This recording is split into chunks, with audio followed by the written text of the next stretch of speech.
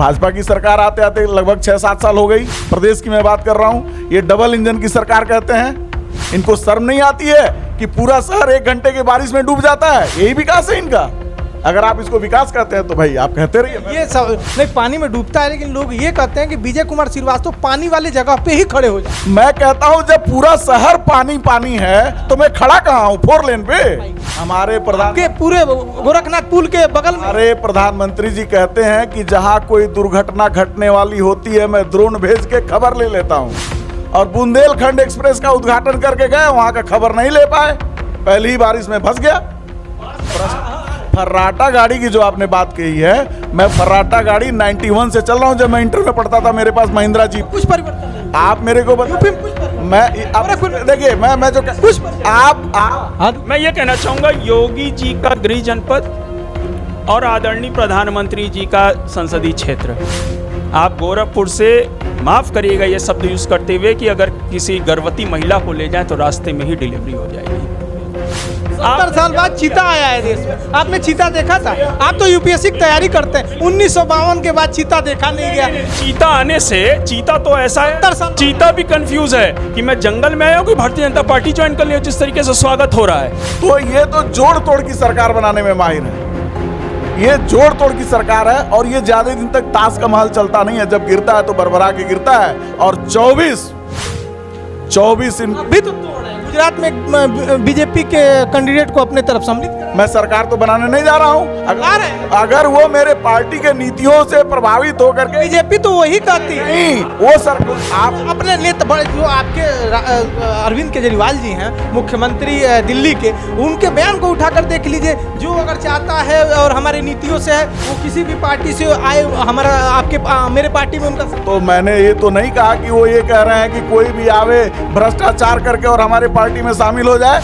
गोरखपुर में लोगों की लाइन लगी है भाई साहब। हम लोगों को लाइन लगी? यस, बयान दे रहे हैं। एक गोरखपुर में लाइन लगी किसकी है? लाइन लगी है? किस पार्टी की लाइन? हर बताओ से, बीजेपी से, हर दलों सपा से। अभी मैं बताऊं। आप देख रहे हैं पूर्वांचल पोस्ट।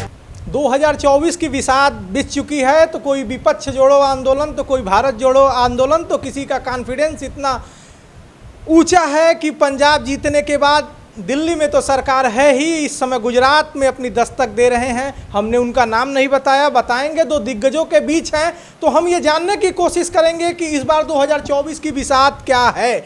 औपचारिकता के लिए मेरा नाम है शशि भूषण तिवारी और आप इस समय पूर्वांचल पोस्ट देख रहे हैं। भूमिकाओं का दौर गुजर गया, सीधे प्रश्नों पर आएंगे। 2 दिग्गजों के बीच हैं, दोनों बड़े सिंपल रहते हैं और अपने बयानबाजी और मतलब कि किसी भी सामाजिक मुद्दा हो, राजनीतिक मुद्दा हो, मुखर के अपनी बात रखते हैं। पहले तो जिला अध्यक्ष, प्रदेश प्रवक्ता हैं, अपनी बात बड़ी मुखरता से रखते हैं। वैभव कुमार जायसवाल जी हैं और जस्ट मेरे बाईं साइड भारी भरकम तो हैं ही, इनकी बयानबाजी भी बड़ी भारी भरकम होती है। अभी जल जमाव था, हर चैनल पे ये मौजूद रहे हैं। विजय कुमार श्रीवास्तव जी पूर्व विधानसभा प्रत्याशी भी रहे हैं और यहाँ जो कि बीजेपी अपने बुरे भी समय में इस सीट को जीतती आई है, यानी कि गोरखपुर विधानसभा सदर का सीट, और मुख्यमंत्री जी के खिलाफ में खड़े थे आम आदमी पार्टी से, तो ये जितनी भूमिका थी वो आम आदमी पार्टी की थी। 2 दिग्गजों के बीच में आप दोनों लोग का मेरे चैनल पे स्वागत है। धन्यवाद तिवारी। धन्यवाद तिवारी जी। खूब हो हल्ला हो रहा है, पहले शिक्षा से आएंगे, फिर शिक्षा से ही राजनीति में प्रवेश करते हुए आपकी स्थिति जानेंगे। जिला अध्यक्ष आप हैं, प्रदेश प्रवक्ता हैं, तो बात आप ही से शुरू होती है। एक तो हमारे पूर्वांचल पोस्ट की जनता ये जानना चाहेगी, जो हमारे व्यूअर्स हैं, कि वैभव जी की जो शिक्षा दीक्षा है वो कहाँ तक रही है, राजनीति में कैसे प्रवेश हुआ, तो संक्षेप में बताएं, फिर हम आगे बढ़ते हैं। मैंने बीकॉम करने के बाद एमबीए किया और कुछ समय के लिए सिविल सर्विसेज की तैयारी भी की, लेकिन उसी समय एक दौर आया जब राजनीति इस स्तर पे पहुंच चुकी थी कि एक बदलाव की बयार दिल्ली में चली। उस बयार जो आंदोलन थी इंडिया अगेंस्ट करप्शन की, उससे मैं प्रभावित हुआ और मैं तब से ही अरविंद जी से कहूँ तो जुड़ा। आज के राज्यसभा सांसद आदरणीय प्रदेश प्रभारी संजय सिंह जी से जुड़ा और वहीं से ये राजनीतिक सफ़र मेरा शुरू हुआ। वहाँ से आप भी थोड़ा संक्षेप में बताएं, फिर हम लोग प्रश्नों का बौछार लगाते हैं। मेरी शिक्षा गोरखपुर से हुई। एमजी इंटर कॉलेज से मैंने इंटर किया, फिर मैं पढ़ाई के लिए चेन्नई चला गया था। फिर उसके बाद जब मैं वापस आया तो गोरखपुर विश्वविद्यालय से मैंने अपना ग्रेजुएशन किया, कंप्लीट किया। और जो एक कीड़ा होता है समाज सेवा का, वो कीड़ा मेरे को मेरे बाबा, दादी, माँ और बाप से मिला है। और मेरा एक मोटो रहता है कि पीड़ित के पक्ष में ईमानदारी और दमदारी से खड़ा रहना। और जो मैं इस किरदार को बड़े शिद्दत से निभाता हूँ, बिना डरे और बिना हारे। और ये व्यवस्था कब हमको राजनीति की तरफ खींच के ले आई मैं समझ नहीं पाया, लेकिन 6 साल पहले मैंने डिसाइड कर लिया था कि 2022 का विधानसभा चुनाव में लड़ूंगा, शहर विधानसभा से लड़ूंगा। किसी दल ने टिकट दिया तो लड़ूंगा, नहीं दिया तो निर्दल लड़ूंगा। लेकिन चूंकि मेरी जो विचारधारा थी, जो मेरे सोचने समझने की शक्ति थी, उसके हिसाब से अरविंद केजरीवाल जी के विचारों से मैं प्रभावित होकर के मैंने जो है आम आदमी पार्टी ज्वाइन किया। और बाकी आपके सब सामने हैं। आपने कहा, आपने मतलब कि आपकी पार्टी ने कहा कि सबसे ईमानदार पार्टी है पूरे भारत में आम आदमी पार्टी। सत्येंद्र जैन जेल जाते हैं और अरविंद केजरीवाल जी के बारे में कहा जाता है कि वो भविष्य वक्ता हो गए। उन्होंने कहा कि अब सिसोदिया जी भी जेल में जाएंगे, सीबीआई की रेट लगातार बढ़ने लगी। और बीजेपी का जो दावा था, उसने कहा कि मांगा था पाठशाला और आपने दिया मधुशाला।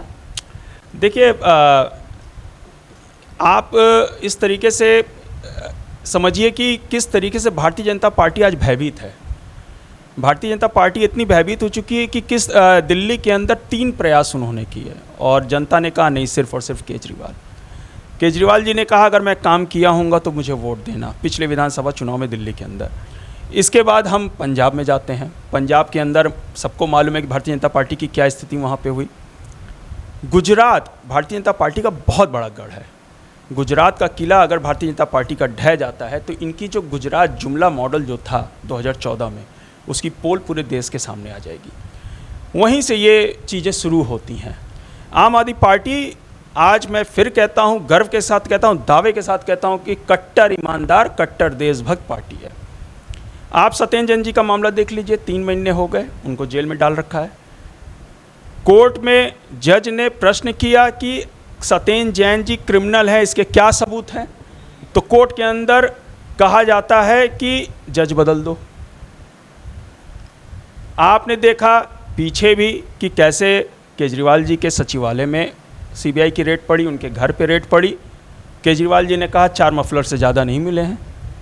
इसके पहले भी मनीष सिसोदिया जी के ऊपर सीबीआई रेड पड़ी, उनके घर पे रेड पड़ी। अंदर जाते हैं अफसर तो कहते हैं ये पेंटिंग कब ली, खरीदी, इस तरीके की फालतू बातें। आप प्राप्त क्या कर रहे हो उस रेड में? आपने क्या प्राप्त किया ये देश की जनता को आप कब बताओगे? लगातार केजरीवाल जी के कहने के बावजूद देश की जनता भी समझ रही है कि इनको वहाँ पे कुछ नहीं मिल रहा है। 40 विधायकों पे फर्जी मुकदमे पिछले शासन में कहा जाए, कार्यकाल में कहा जाए, दिल्ली सरकार के किया। इन्होंने क्या प्राप्त हुआ उसमें? आप तो शिक्षित हैं, सिविल सर्विसेज की तैयारी भी आपने की है। ये आपको नहीं लगता कि कहाँ विरोधाभास है? एक तरफ शिक्षा मंत्रालय उन्हीं के पास है और अबकारी मंत्रालय उन्हीं के पास है। एक हाथ में शिक्षा, दूसरे हाथ में वो शराब का ठेका भी दिए जा रहे हैं। इसको आप कैसे? एक तरफ मोहल्ला क्लिनिक देते हैं, उसी मोहल्ले में आप शराब की दुकान खुलवाते हैं, वहीं आप शिक्षा भी देते हैं। आपको नहीं लगता है कि जो आपकी ये नीति है वो कहीं ना कहीं विरोधाभासी है? नहीं, आप क्यों ये कह रहे हो? क्या हिंदुस्तान के अंदर शराब नीति बंद है? नहीं, ये सवाल ये नहीं है। आप परिवर्तन लेकर आए थे, आप में लोगों, सुन लीजिए मेरी पूरी बात। आप में एक आशा की किरण दिखी थी, आप एकदम अलग पार्टी दिख रहे थे, आप गांधी के विचारों पर चलने वाले व्यक्ति दिख रहे थे। गांधी शराब का विरोध करते थे और शराब उन्हीं गांधी का, जैसे कि अन्ना हजारे जी को देखिए, उनको गांधी का एक रूप बताया गया, उनके नक्शे कदम पर चल के उनको आपने आगे करके सत्ता आपने हासिल की। और जिस गांधी की आप बात करते हैं और जिस गांधी की मूर्ति के नीचे यानी कि आप बैठे हुए थे, गांधी, आपको नहीं लगता गांधी कुछ अलग? नहीं, गांधी जी की क्या परिकल्पना थी? शिक्षित समाज, स्वस्थ समाज।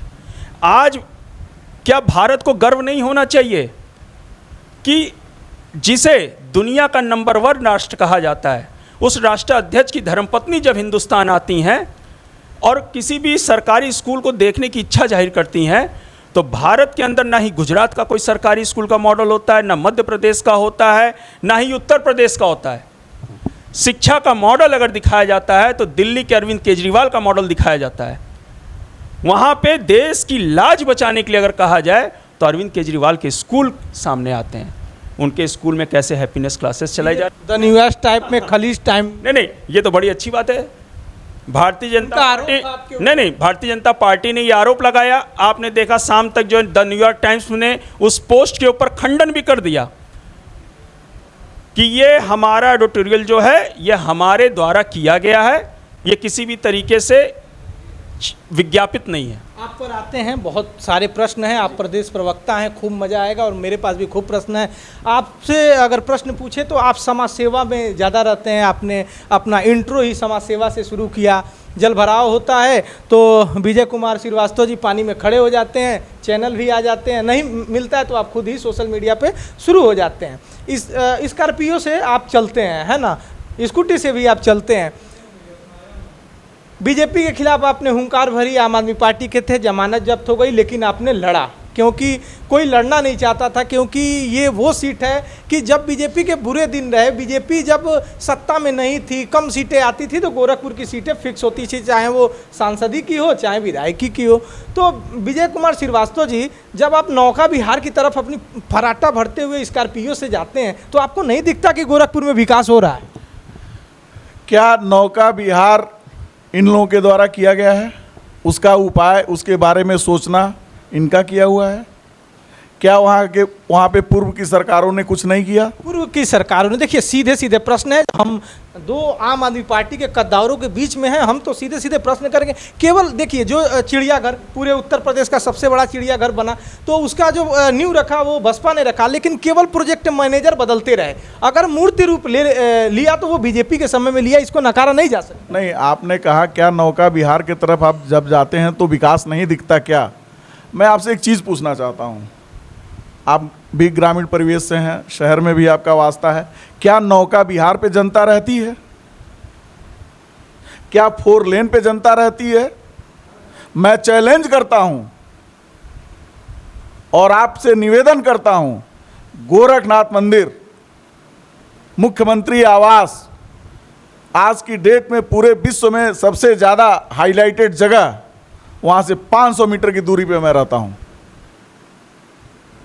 और आदरणीय मुख्यमंत्री जी अपना कोई भी ड्रीम प्रोजेक्ट जब शुरू करते हैं या प्रदेश सरकार का कोई भी कार्यक्रम जब उनको शुरू करना होता है तो वो रामलीला मैदान और मानसरोवर के बगल में मलिन बस्ती है, वहाँ वो सांकेतिक शुरुआत करते हैं और करोड़ों रुपया खर्चा करके मीडिया को बुला करके दिखाते हैं। मैं वहाँ की दुर्दशा बताता हूँ। कहाँ की दुर्दशा? नाम तो बताइए। रामलीला मैदान, उनका गृह वार्ड है पुराना गोरखपुर, और एक इस समय नया वार्ड एक बना है मानसरोवर वार्ड, उस जगह की मैं बात बता रहा हूँ।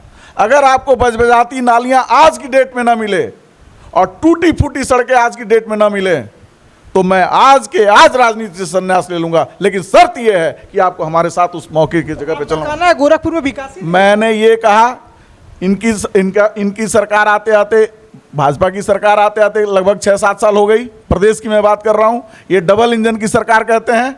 इनको शर्म नहीं आती है कि पूरा शहर 1 घंटे की बारिश में डूब जाता है? यही विकास है इनका? अगर आप इसको विकास कहते हैं तो भाई आप कहते रहिए। ये सब नहीं, पानी में डूबता है, लेकिन लोग ये कहते हैं कि विजय कुमार श्रीवास्तव पानी वाले जगह पे ही खड़े हो जाए। मैं कहता हूं जब पूरा शहर पानी पानी है तो मैं खड़ा कहाँ हूं? 4 लेन पे नहीं, लोग कहते हैं ज्यादा पानी देख के खड़े। नहीं, अगर तो मोहल्लों में पड़ता है और मोहल्लों की क्या स्थिति है ये किसी से छुपी नहीं है। गोरखपुर का गृह जनपद मतलब योगी आदित्यनाथ जी का है, और 1 घंटे की नहीं 15 मिनट की बारिश में हम कह रहे हैं। आपके बगल में यही सुमेश सागर है।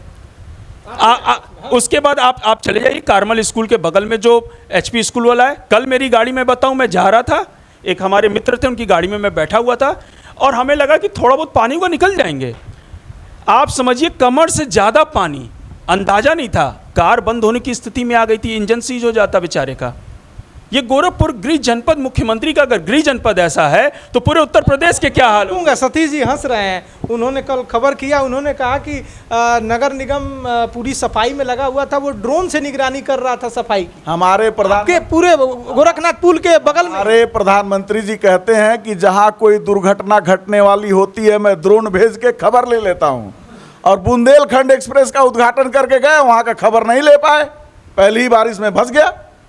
भ्रष्ट सिर्फ 5 दिन, उद्घाटन के 5 दिन बाद इनके भ्रष्टाचार की पोल खुल गई कि जब ये कहते हैं कि ये एक ईमानदार सरकार, डबल इंजन की सरकार चल रही है, बुंदेलखंड एक्सप्रेसवे इनका सपना था, वो सपना किस तरीके से भ्रष्टाचार की भेंट चढ़ा है ये हमें आपको कहने की जरूरत नहीं पड़ रही। सीधा सीधा ये कि मतलब अगर हम गोरखपुर की बात करें, जिला अध्यक्ष आप हैं, महानगर अध्यक्ष आप हैं, दोनों लोग के बीच हम बैठे हुए हैं, दोनों लोग अपनी फराटा भरती गाड़ी है, आपको दिखता ही नहीं है गोरखपुर में भी। नहीं, फर्राटा गाड़ी की जो आपने बात कही है, मैं फर्राटा गाड़ी 91 से चल रहा हूं। जब मैं इंटर में पढ़ता था मेरे पास महिंद्रा जीप, कुछ परिवर्तन नहीं। आप मेरे को यूपी में कुछ परिवर्तन मैं देखिए मैं जो कुछ आप मैं ये कहना चाहूंगा, योगी जी का गृह जनपद और आदरणीय प्रधानमंत्री जी का संसदीय क्षेत्र, आप गोरखपुर से, माफ़ करिएगा ये शब्द यूज़ करते हुए, कि अगर किसी गर्भवती महिला को ले जाए तो रास्ते में ही डिलीवरी हो जाएगी। पिछले 2014 के बाद जब से मोदी जी आए और योगी जी ने एक अपना कार्यकाल पूरा कर लिया, क्या हम कब तक 70 साल को कोसेंगे? 70 साल बाद चीता आया है देश में। आपने चीता देखा था? आप तो यूपीएससी की तैयारी करते हैं। 1952 के बाद चीता देखा नहीं गया। चीता आने से, चीता तो ऐसा है, 70 साल चीता भी कंफ्यूज है कि मैं जंगल में आया हूं कि भारतीय जनता पार्टी ज्वाइन कर लिया, जिस तरीके से स्वागत हो रहा है, ये चीता भी कंफ्यूज है। क्या चीता आने से भ्रष्टाचार? आप सीएम सिटी को पीएम सिटी से जोड़ने वाली 4 लेन की बात करिए, अगर आपने बाहर का थोड़ा सा बोला है तो आप स्वयं सोचिए, आप उस क्षेत्र से भी आते हैं। 12 साल हो गया सीएम सिटी से पीएम सिटी को जोड़ने वाली सड़क का क्या दुर्दशा है। कितने बार आप लोग विपक्ष का काम कर, कितनी बार धरना पे आप लोग बैठे? हम लोग हमेशा इतनी मुद्दा उठाते, अकेले आज ही कितनी बार गिनती नहीं है, लेकिन ये पूर्वाग्रह से ग्रसित और भ्रष्टाचार में लिप्त इनकी जिस दिन कलई खुलेगी, भाई साहब, ये विपक्ष के नेताओं को, खास करके आम आदमी पार्टी के नेताओं को जिस तरह से इन्होंने टारगेट किया है, जिस दिन ये सत्ता से बाहर होंगे तो हम लोगों को तो ये गीदड़ भभकी देते हैं, कुछ सबूत मिलता नहीं है। इनके खिलाफ ऐसे ऐसे सबूत मिलेंगे कि ये जीवन इनका जेल में कटेगा, ये जेल से बाहर नहीं आ पाएंगे। आप लोग को भारतीय जनता पार्टी ये कहती है आप लोग ड्रामा बड़ा अच्छा कर लेते हैं। आपने सुन लीजिए मेरी पूरी बात, उसके बाद हम आते हैं। कोई है ही नहीं, आप ही दोनों लोग में बीच में हम हैं। तो सीधे सवाल ये है, वो कहते हैं मेरा 2 विधायक का फ़ोन नहीं लग रहा है, 11 गायब हैं, सुबह से 12 का नहीं फ़ोन लगा। उसके बाद वो विधानसभा का सत्र बुलाते हैं, वहाँ पर विश्वास मत हासिल करते हैं कि राजघाट चले जाते हैं। वहाँ उन्होंने कहा कि एक विधायक खरीदने के लिए 20 करोड़ रुपया दिया जा रहा था, तो 40, अगर हम लोग का हिसाब दोनों लोग का सही हो तो लगभग 800 करोड़ रुपए हुए। देखिए, क्या आप इस बात से इत्तेफाक नहीं रखते हैं? किसी के मन के अंदर साधु समा रहा है कि भाजपा ज्वाइन कर रहा है। ये ईडी का, सीबीआई का, इनकम टैक्स का पहले डर दिखाते हैं, उसके बाद ये लालच देते हैं।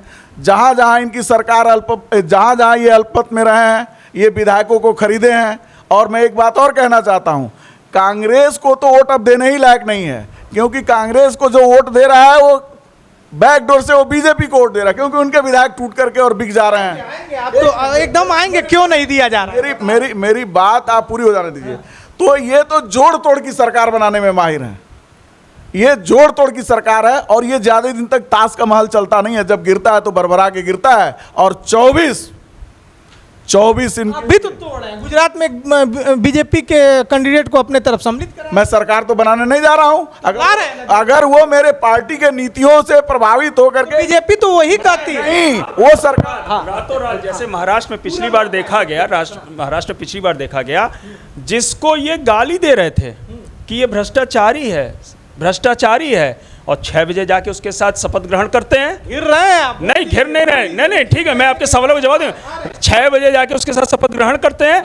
आज आम आदमी पार्टियों से, नीतियों से प्रभावित होकर के, चुनाव अभी नहीं है, ना में सरकार बनाने जा रहे हैं, अगर कोई आ रहा है, सम्मिलित हो रहा है, तो वो पार्टी के कामों से, जनहित के कार्यों से और केजरीवाल के शिक्षा मॉडल, स्वास्थ्य मॉडल पे ही आते आपने कहा महाराष्ट्र में जो लोग विरोध कर रहे थे, ठीक है, हम सीधे आते हैं। आपका आंदोलन ही हुआ कांग्रेस को लेके, भ्रष्टाचार को लेके, चिट्ठी लेकर आप लोग चलते कि ये है अकाउंट नंबर, इसमें भ्रष्टाचारियों का पूरा अकाउंट नंबर है, इन्हें पकड़े, है ना। आपने कहा हम कांग्रेस का कभी समर्थन नहीं लेंगे, जब आपकी सीटें कमाई आपने कांग्रेस से ही समर्थन लिया। ये बात अगर आप नहीं मैं बता रहा आप तो आंदोलन के साक्षी हैं। मैं बता रहा हूं, मुझे जवाब दे दीजिए। ये बात अगर आप जैसा एक बहुत ही वरिष्ठ पत्रकार कहे तो थोड़ा सा मुझे दुख, अगर गलत करें नहीं मैं बता रहा हूं। आप ये बताइए, समर्थन सरकार चलाना और अगर अल्पमत में कोई सरकार चल रही है उसमें क्या अंतर होता है? आप मत क्या हमने नहीं, आप एक बात नहीं, आप तो जले गए ना सरकार नहीं, तो चुनाव में फिर गए। नहीं आप बताओ, अल्पमत की सरकार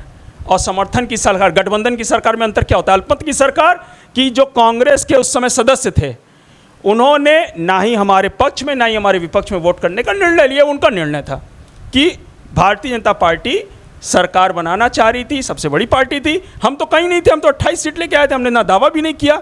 लेकिन जनता ने कहा कि आप सरकार बनाइए, भारतीय जनता पार्टी सरकार नहीं बनाएगी। अगर हमने सरकार बनाया, वहाँ पे अगर कांग्रेस के लोगों ने उस वक्त हमें ना ही हमारे खिलाफ वोटिंग की ना ही हमारे पक्ष में वोटिंग की, वो एक अल्पमत की सरकार थी। और जब हमें लगा कि लोकपाल बिल जिसको लेके हमने आंदोलन किए, उसमें अगर कांग्रेस पार्टी समर्थन नहीं कर रही, हमने तुरंत हमारे मुख्यमंत्री ने इस्तीफा दे दिया।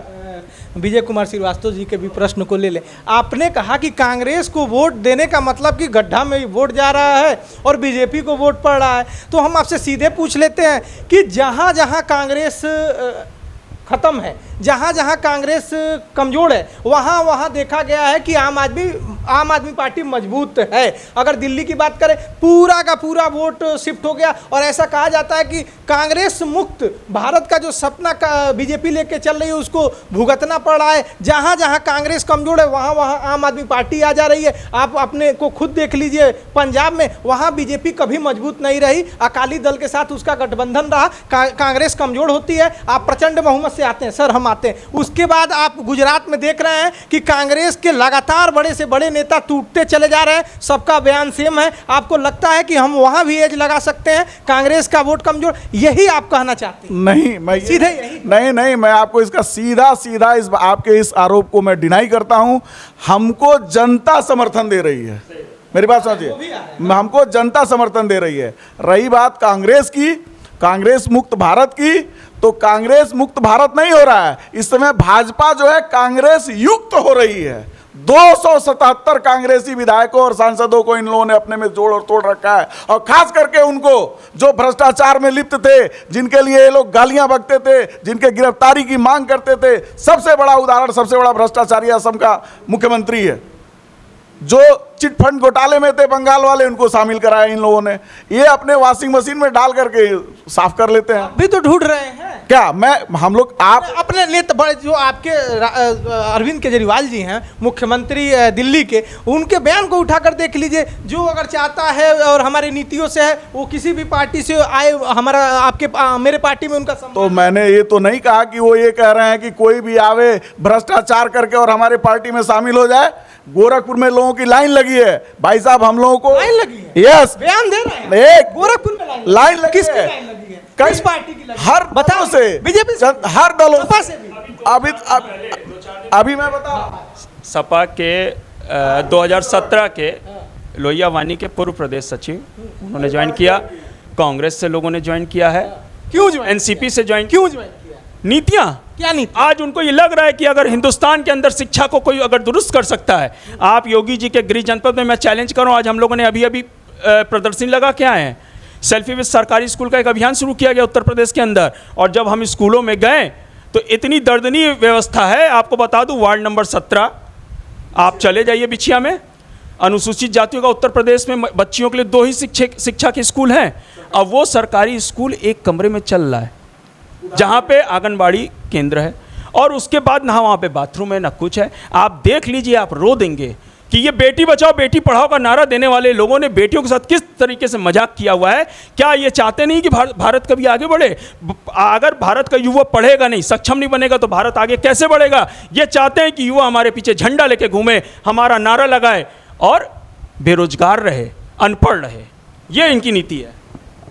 आपका कहना है कि जैसे सर ने भी कहा, आपका भी मुद्दा वही रहता है, आप वार्ड गिना रहे थे, 3-4 वार्ड आपसे भी गिनवा लेते हैं कि कौन कौन सा ऐसा क्षेत्र है जहां आपको लगता है कि बिल्कुल गोरखपुर में वहां शिक्षा है ही नहीं, मतलब वहां स्कूल है लेकिन टीचर नहीं है। देखिए, आपकी मैं बात कह रहा हूँ, 2-4 वार्ड की आपने बात कही है ना, मैं हर वार्ड की बात कर रहा हूँ। हमारे चैनल पे गिनवा दीजिए, ये सीधे पोस्ट होगा, कुछ अनकट नहीं। एकदम हम कभी अनकट न्यूज को फेवर भी नहीं करते हैं। और मैं एक बात बता रहा हूं, अगर आप लोग नहीं रहते, आप लोगों का चैनल नहीं रहता, तो ये जो बाकी बड़े बड़े जो बिके हुए लोग हैं, ये जनता की समस्याओं को उठाते नहीं, दिखाते नहीं। मैं पहले तो आपके गोरखपुर पोस्ट को बधाई देता हूं, धन्यवाद देता हूं कि आप जैसे लोग जो जनता की मूल समस्याएं हैं, मौके पर जाकर के आप लोग तस्दीक करते हैं और उन खबरों को दिखाते हैं जिससे सरकारें हिल जाती हैं, और आप जैसे लोगों की गिरफ्तारी ये सरकार कराती है।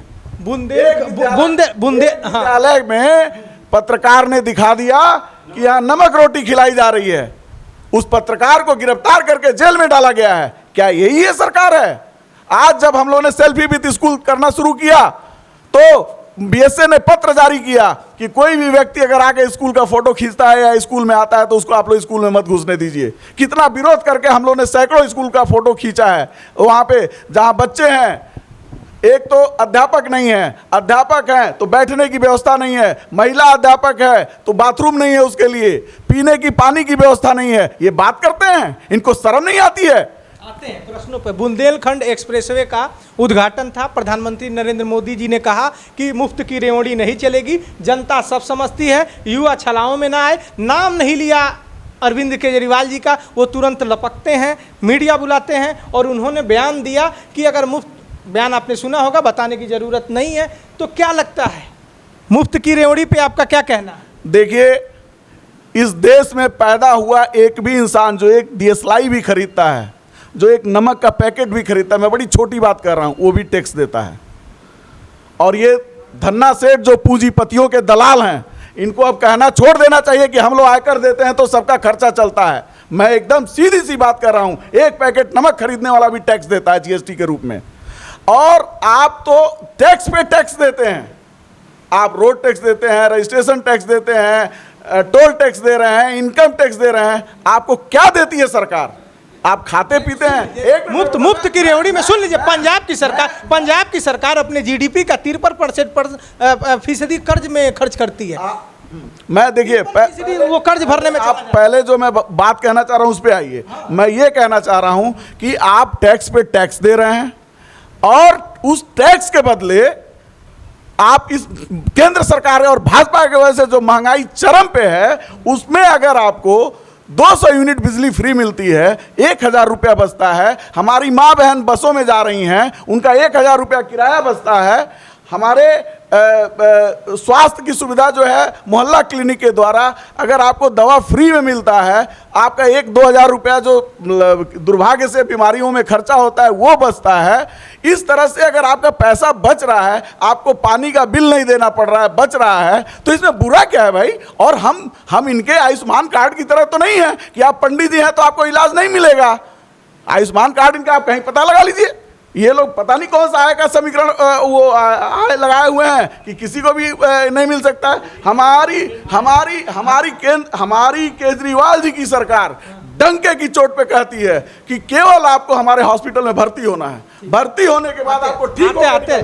मोदी जी के जन्मदिन पे तेलंगाना में अंगूठियां बांटी जा रही हैं, ये रेवड़ी है।